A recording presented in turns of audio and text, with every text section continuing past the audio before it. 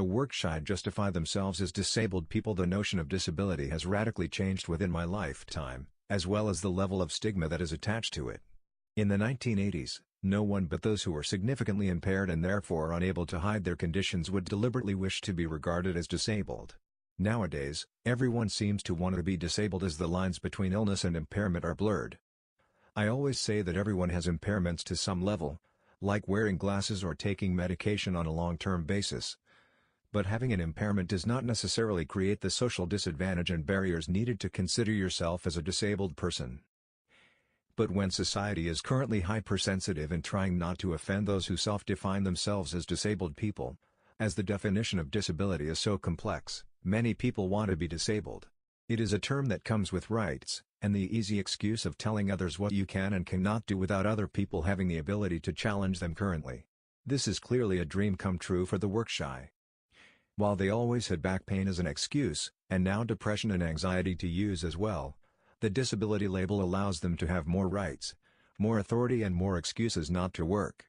While this is the point, half of my readers' jaw drops as my newfound honesty comes into play. Most left-wing disabled workshy activists want you to believe that everyone wants to work, but this cannot be true, as there must be people who do not see working as something they want to do but rather a financial necessity.